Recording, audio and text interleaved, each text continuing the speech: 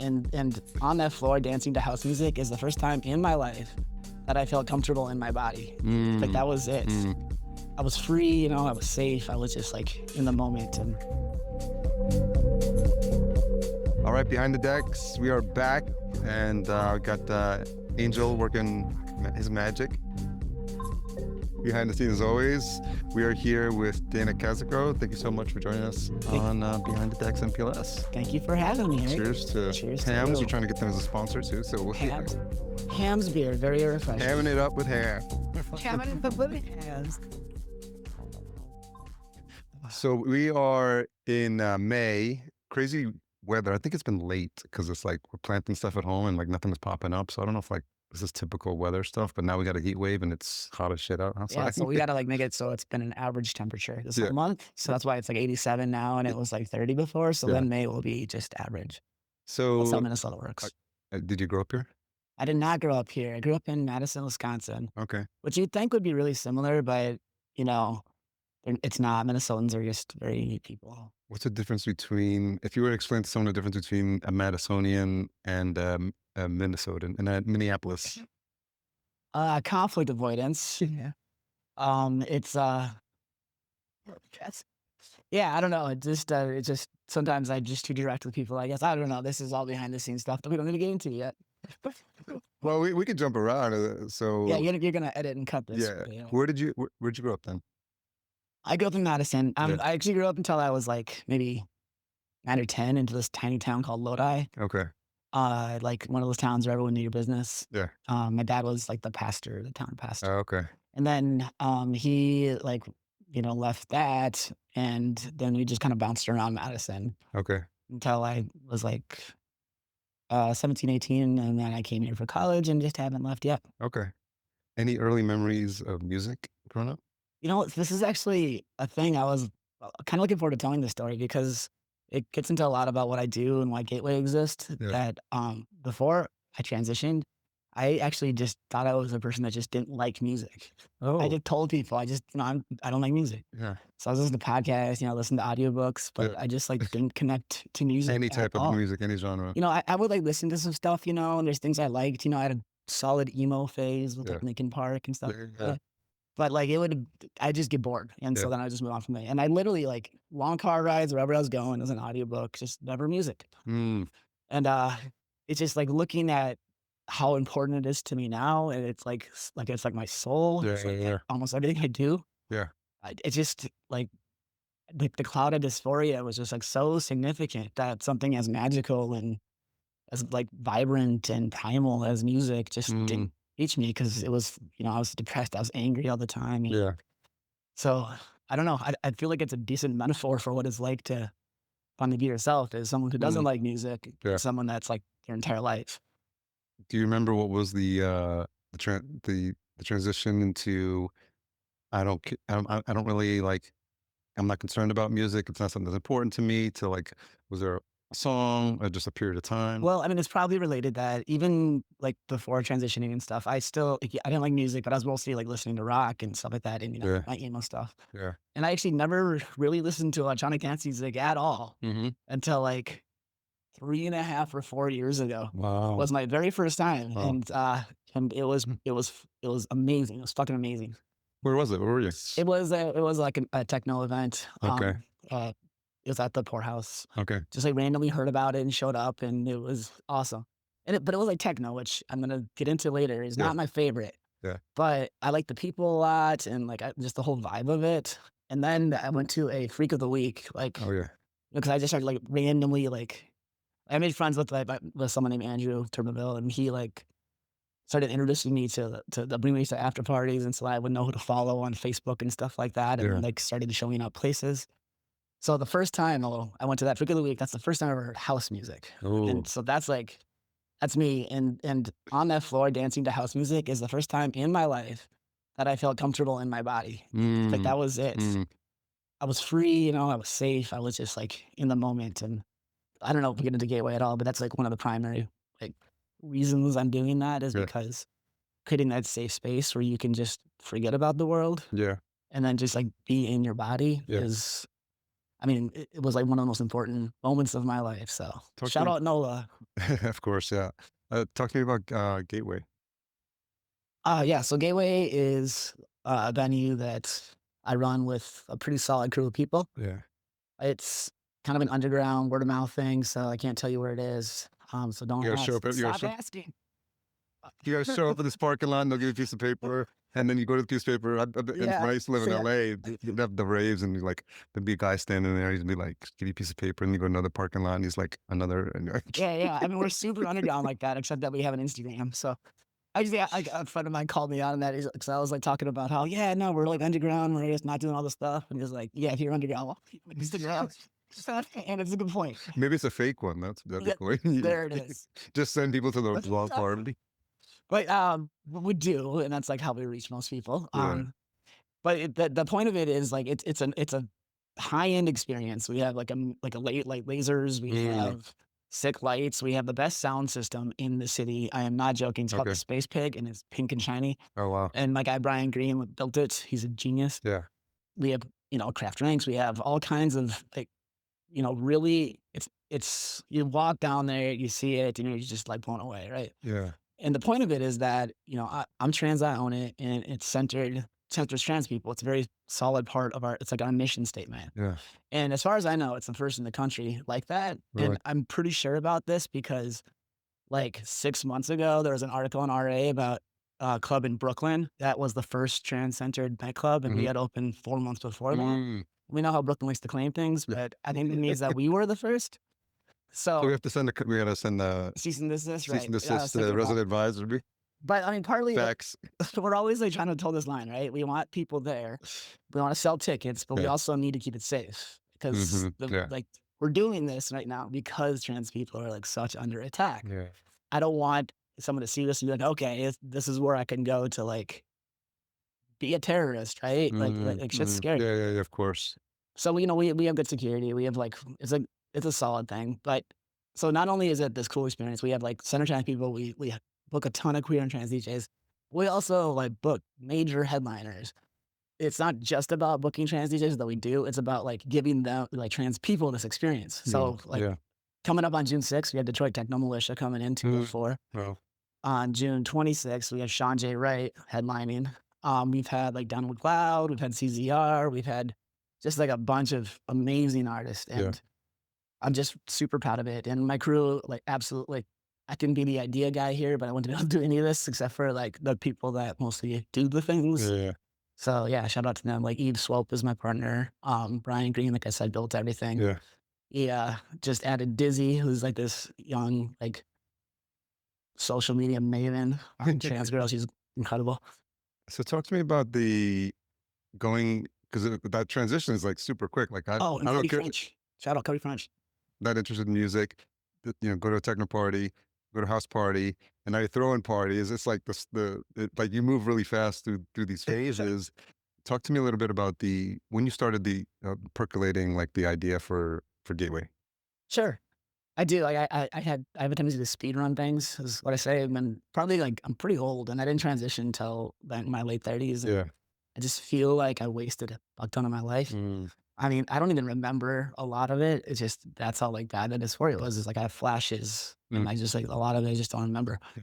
And so I'm doing things, and I just feel this urgency to just keep doing the things, and it's not always healthy. It's definitely something I push in ways that like I go too far, go too fast, try too hard, like some stuff. Yeah. But yeah, so I went from hearing a techno party, which techno's to like house, and then the group of friends I randomly fell into was full of these just like amazing DJs and amazing performers. Yeah. So I just was around this all the time. I go to the studios with them and they'd be playing, and we'd go on these like camping trips, and I'd just be able to be there with like 3 people, and 2 of them were just amazing DJs. And so I just watched, and then my friend Aiko, who's a great house DJ. Yeah. He's the first one to show me how to use a CDJ. Okay. And went from there and started like practicing. And then Nola actually gave me my first shot at playing a show. Nice. And then I was only doing that for like being a DJ for like 7 months. And then Simon got a chance to start booking things at VFW. And he I was the first person he reached out to. Which VFW? At the Uptown one. Oh, yeah.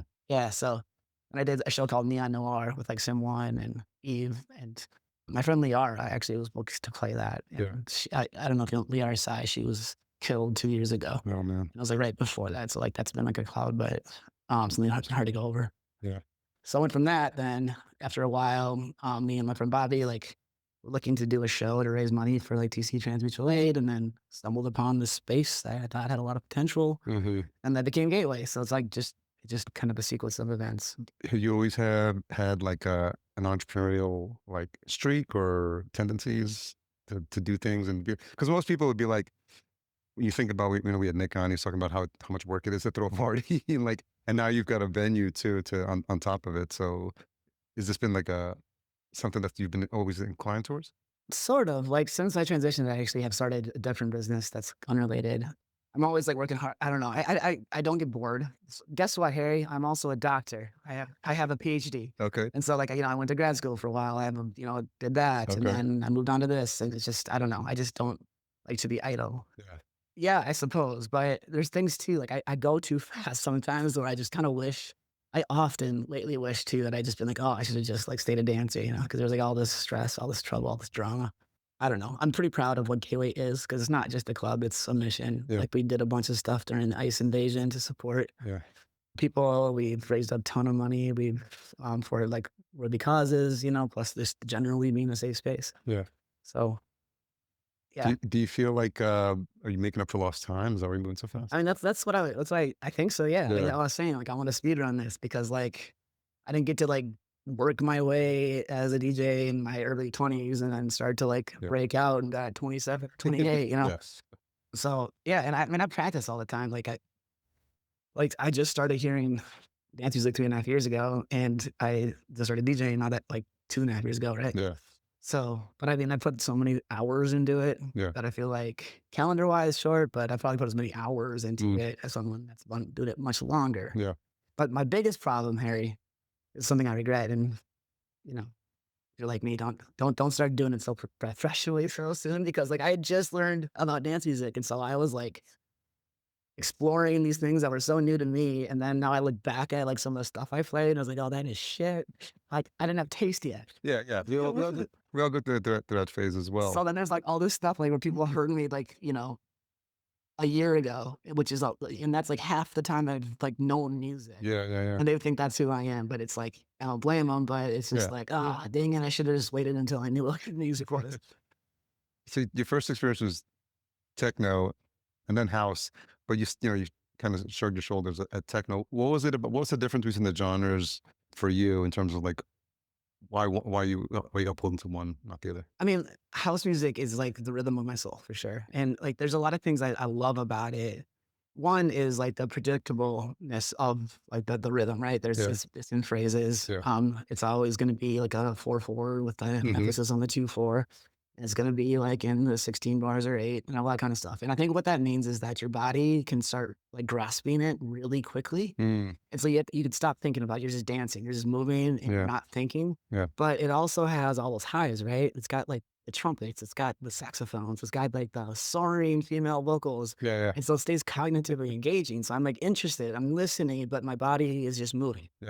And it's like such a, when I say house too, I'm talking about things like Chicago house, like some like OG deep house. Like I did like some of that disco stuff, not like tech house and not like a lot of stuff all the drops because you can't ever get into that groove.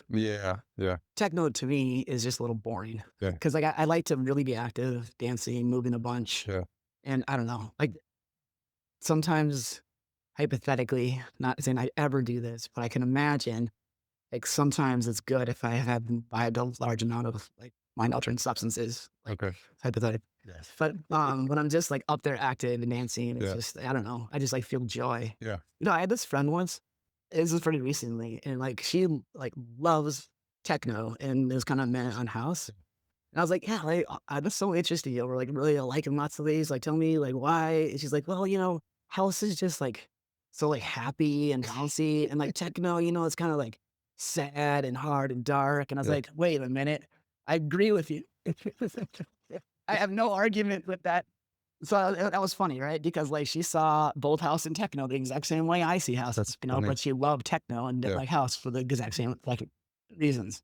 So you're talking about house and you're breaking it down into like its parts and the 4/4 beat. Did you study music? Yeah, I mean, I played piano for Oh, okay. like 10 years and played trumpet for like 4 or 5 years. Okay. I don't really remember how to play either of them, but I still like know how to read music Yeah. to like, wheel a fist and all that. And I've gotten like pretty heavily into production lately too, which Mm, is like as I like produce more, yeah. I'm like learning more about just it's making me a better DJ too, because it's just like seeing the arrangements that way and Yeah. understanding things like that. So, usually when I ask people how they've matured as a DJ, we're talking about like a span of like however many years they've been a DJ, 10 years, 20 years, whatever. But in this short window, because you're on this like fast path, you're making as much progress, as people do over the course of 10 years, but you're doing it in like 2 or 3 because you're like, I learned this is what I like, this is what I don't like, this is the vibe that I like, this is the ambiance I want to create. So even if you just go back to the beginning when you just jumped on the CDJs and you look at how you play now, can you like what's that? How would you explain that difference? Yeah, I mean, I'm not gonna ever say that I'm as good as someone who's been playing for 10 years. Like I feel like I've practiced a ton, I've improved a lot. Yeah. I think that like I have a lot of skills there, but I'm always like blown away by some of the amazing DJs around here, and I'm Yeah. always knowing I have a ton to learn. But one thing that's like I'm like constantly in like crisis about what's my identity as a DJ because I just like Mm, to play so many different kinds of yeah. music. Yeah. So like there's this one person that told me once that like, oh yeah, you just like play this music that it seems like you're just trying to get booked. But I was like, no, I just like to play different music, And but then then I go back to the thing where there's What does people. that even mean? Yeah, well, they were criticizing me because I would play like this, You just play what you want to play. Yeah. So but honestly though, like I've talked to some people and they're like, "Oh yeah, I've seen you play at like this show," and like it's like a show that like I don't play that way. It just yeah. that show I felt like playing that way, Yeah.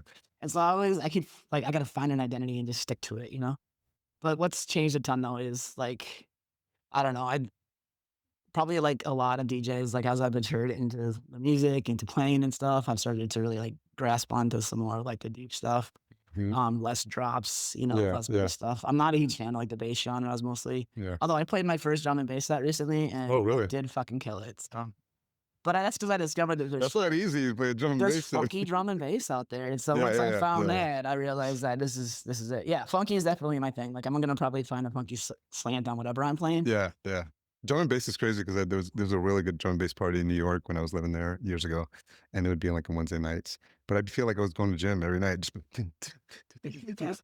You just my legs are hurting the next day. You're exhausted because you're just like nonstop moving. Well, what I figured out, I didn't like drum and bass for a minute because I like to like step dance, Okay. like house. You're just every Yeah. step. Yeah, And yeah. like I kept trying to do that with drum and bass, and it was I can't. I realized that you don't really step, you don't really Yeah. dance to the rhythm. You just kind of headbang. Yeah, It's yeah, like yeah. it's like a punk rock show. Yeah. And then Sure. so I don't go see it every time, but occasionally that's exactly what I'm looking for. Yeah, that worked out. Yeah, I saw you had done the dance floor at Day Funk. Thanks for showing up, and you were nonstop moving the whole time. Well, you killed it. Yeah, I mean, your DJing is awesome. Appreciate that. But yeah, I mean, when it's house, when it's good house, Yeah. like I don't want to leave the dance floor. Yeah. I'm missing out. Yeah, that's the biggest bummer is when you go, and if you don't go out a lot, and you're like, okay, I'm going to one show, 2 shows a month, and then you go and you want to dance, and then the DJ's like can't find a groove, and he just can't get you moving, and just like, and then you leave, you're like disappointed. You're like, Yeah. I wanted to come and dance, but I couldn't. Like I think the best house DJs, and I'm still learning to do this, like both like follow and lead the dance floor. It's like a conversation with Yeah. dancers where like you can't just do like what you think they want. You have to Yeah. bring them somewhere new, or Yeah, else yeah, it's not yeah. interesting. Yeah. But you also can't just like look down and play something and like assume it's going well. I've seen that usually whole sets. I'm like watching, I'm waiting for the moment they like look up, and it's like 4 or 5 songs in, and just like they haven't looked up. I was like, Yeah, I don't understand. that's like a techno thing. Yeah, But yeah. But no, so I think that's part of it, and that's something I'm still maturing in for sure. Because like I've had done sets for sure. I've also like thought that, oh man, this is so good, I'm loving this, and then it just it doesn't quite hit with the Yeah. audience. But then there's been other times where I've like adjusted what I want to do based on the audience, and then they like really grab it, and that feels Yeah. so good when I'm able to like find that. Yeah.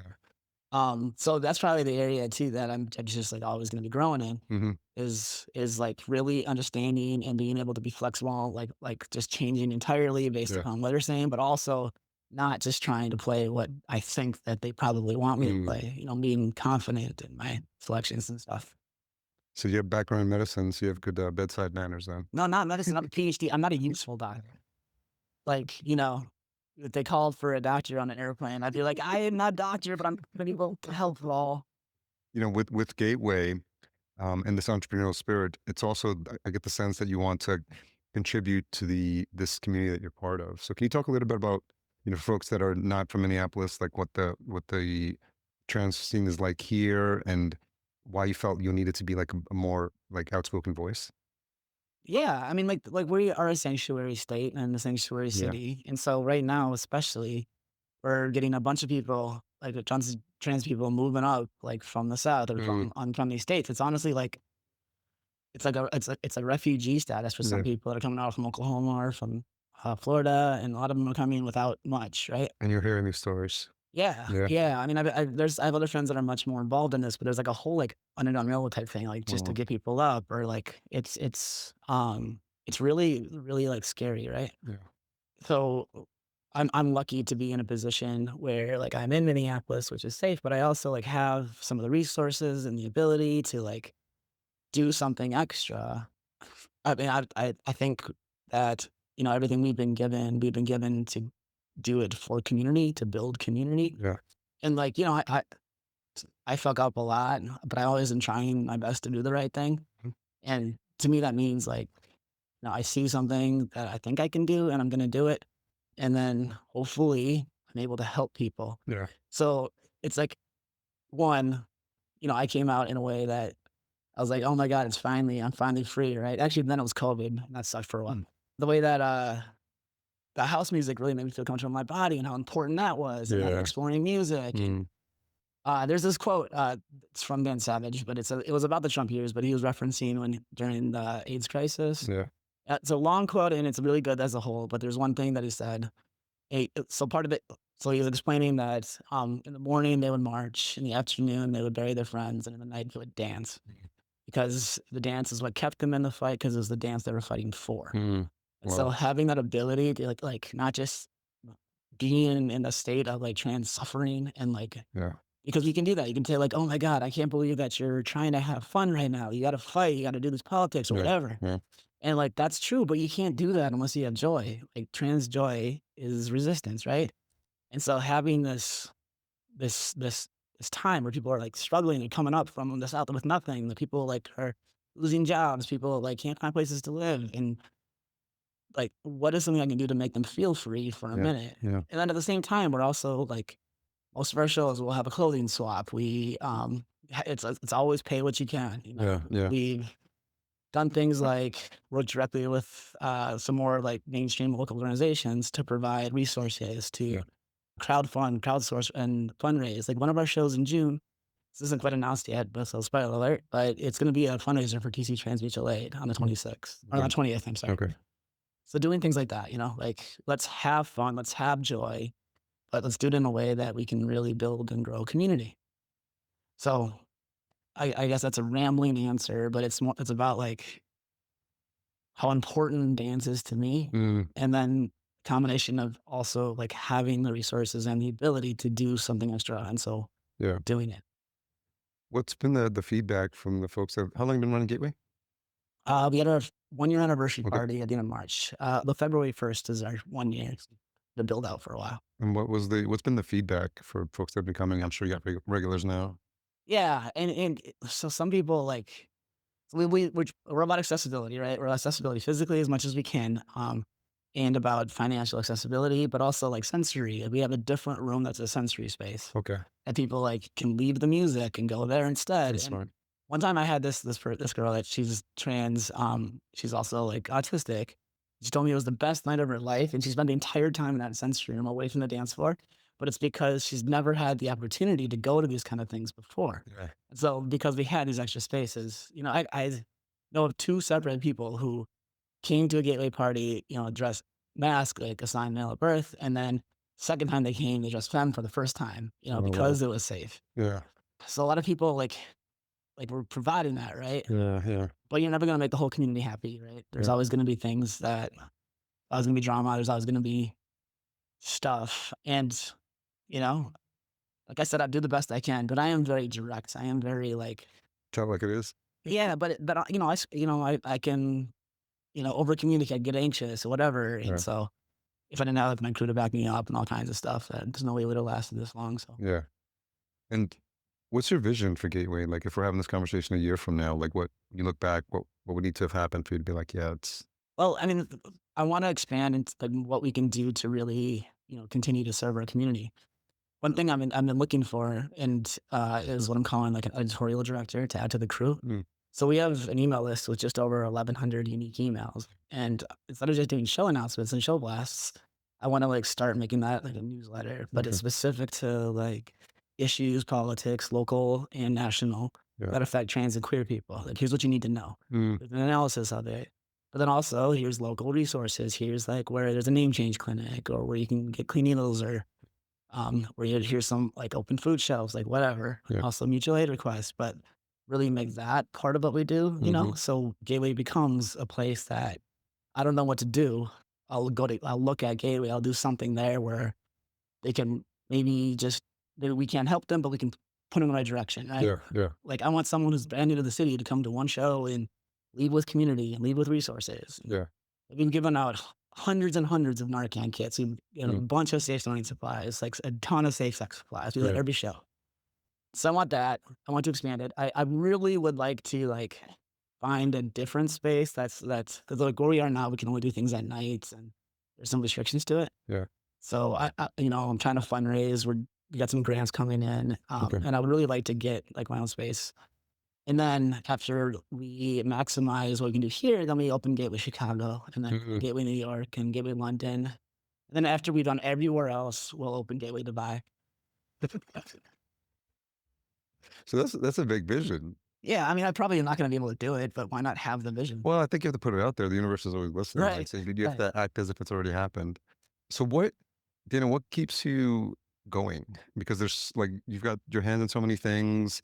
You've like, well educated, very motivated, but this is like challenging work, just to say the least. And so I'm just curious, like, what keeps you motivated? Yeah, I mean, I'll say that I don't always feel great about stuff, and like I said, there's been times that I wish that I just stayed a dancer, just because like once you really get into the scene, once you became someone that's like doing the background stuff, like there's just so much drama and so much like Yeah. I would say that at the moment, running Gateway is like not a fun thing. Mm, There's a lot of things about it and about things that I'm having to deal with related to like, being the figurehead of Gateway, running Gateway. yeah. And I wish I didn't, but I think that it's important. Like, and so I would like to continue to like do something real. Yeah. Like, this is a moment in time, right now with what's happening where people are going to ask you, what did you do? Yeah. But anyways, when someone asks me like, "What did you do?" I want to do something important. Mhm. I feel like Gateway can do it. Like Gateway has flaws, like we're always trying to Sure. improve, but I think the mission is solid. Like the crew is amazing. I just think that, yeah, I guess it's just. I mean, I just want to do something good. Yeah. I think, people who are watching from the outside in or not familiar with the trans community think it's like, oh, that everyone just gets along because they're all on the same mission. But it's just like any other scene. There's going to be different personalities and people with different perspectives and different views. And you have this one thing in common, but you could be on polar opposites on like other I'd things say too. there is Yeah. some within the trans community, but it's Yeah. more like the dance community. Oh, okay.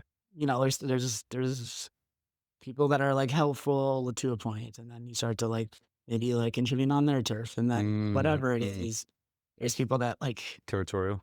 yeah, or like as a person that does Gateway, it's very visibly and vocally trans. Like, oh, you represent all trans people, Mm, right? Can you do this? And there's just like things that there are like consequences of you know running yeah.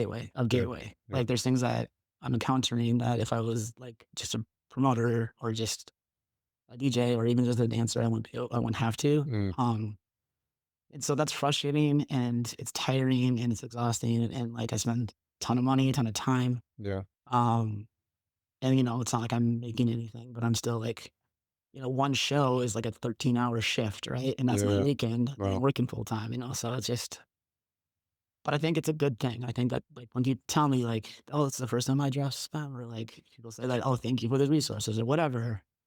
I just think it's good. Like I'm proud of it. Yeah. Yeah. You're definitely doing good work.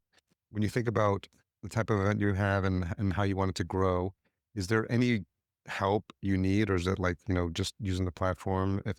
If you could have more people that could do this, do you need certain skill sets, or is there an ask for the community of like things you need? Well, I mean, if you're a trans person and, like, preference giving to BIPOC or what that wants to write about politics and stuff, I'm then looking for that, and that's hard to find. We also, have, like, a need for some more health and safety stuff. We're actually gonna be having a more public Discord coming up where we can ask for volunteers. I've been resisting to volunteers because, like, I've been wanting, like, part of the mission is paying trans people, you know, Hmm. so, Yeah. like, we do that. We hire people for jobs and then pay 'em $30 an hour, it's the standard. Yeah. But we're, like, running out of steam here, so we started using that, and there's a lot of people that I think that have asked to be part of it, and so I've been convinced that my pride at wanting to pay people has prevented some people from doing something they wanted to. I don't know, come to the shows, Yeah. like, you get it. They're awesome, There's just, like, come and see one show, and I tell some other people that are new to, like, throwing shows that you can't ever guarantee an audience in Minneapolis. There's too much happening. Like, Yeah. Yeah. we shoot, like, way over, like, our weight class when it comes to music and Yeah. art and stuff, and so all you can guarantee is, like, a good show, Yeah. and the people will come a lot, so I can guarantee a good show. How would you describe the range of genres that are played at Gateway? Super broad. Like, right now in Minneapolis, most of the overnight shows, most of the rave shows are just gonna be techno, right? Okay. And reluctantly, we do have techno, like Detroit Techno It Militia. comes back full circle. Yeah, I let the crew decide some stuff too. But, we also have, like, raves, like, overnight raves done at 6 AM that are house music. Nice. We've had ones that are, like, drum and bass. We've had Okay. just ones that are just a mixed genre stuff, and that was, like, something that I didn't see here Yeah. because techno rules the scene here, and it is unfortunate, but it is true because when we do our techno shows, we sell a ton of tickets, and Yeah. then the house shows, and it's, like, kinda iffy.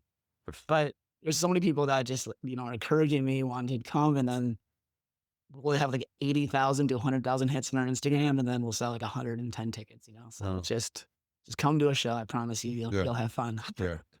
So closing it out on the musical side, where do you get your inspiration from for like what you're learning and what you're playing and what you want to get into more? I mean, like, a lot of, like, my friends, like Aiko and just amazing DJs, actually, there's this kid named his name I shouldn't say kid, it just occurred to me. His name's Wayne, and Aiko and Wayne actually came up together as DJs. He doesn't DJ anymore, and, we're friends, we went on this, like, cabin trip together and stuff, and I was just fully convinced, "Oh, yeah, you're a DJ, I'm a much better DJ, blah, blah, blah." And then he just got on the decks and, like, blew my mind, and he was like 'cause he has, like, a hip hop DJ, so he had all these, like, cool deck tricks, Oh, the okay. cutting and all that type Yeah. of stuff. And I was just, like, so excited, and so I had him come teach me that too. Okay. So that's been fun to learn, and then just, like, finding that kinda stuff. Like, Yeah. I listen to a lot of, like, Terry Hunter, like, Derek Carter, Yeah. Shantae Ray, Yeah. Alan King, Mark Farina, like, Yeah. all these, like, great house DJs, and I Yeah. just try to incorporate stuff that they do. And Maybe I'll open with a track that I stole from one of Angel's sets. it's acknowledging it, give him props that you enjoy that. That's cool. As we wrap up, I always like to ask, any advice you have for any DJs or anyone considering being DJ or thinking about where you were coming up. If you think about the things that you learned that were helpful for you on your journey, any advice or tips? One thing I tell a lot of people if they wanna, like, get into doing more music stuff, but aren't sure what, like, there's a million amazing DJs and there's, like, 19 maybe good sound guys. So, that's something for sure. Yeah. But yeah, if you're gonna be a DJ, and this is something that I'm, like, just trying to convince myself of, like, just play the music you like. Yeah. Like, I keep switching what I'm doing because I'm trying to get, like, impress the OGs or, like, whatever, and I'm just like and I just continually fail at doing that, so Yeah. just more recently, I'm just like, "Fuck it, I'm playing what I want," Yeah. and it's my sense have been better, so Imagine yeah. that. Is there anything we didn't cover that you wanted to talk about? Yeah, just those big shows in June. Gateway Twin Cities is our Instagram. We sell most of our tickets, we pre-sell on Resident Advisor, so Yeah. you can find us there. And when you do, like, buy the ticket or whatever, you'll get Yeah. the address sent to you. So Okay. yeah, I don't know. I think that's probably it. Just keep staying safe and being good. Yeah. Sport and scene. Yeah. Well, thank you so much for that peek inside your world. It's been fun to learn a little bit more about you. And then we're going to jump into the back-to-back set in a little bit. So stay tuned. All right. Thanks.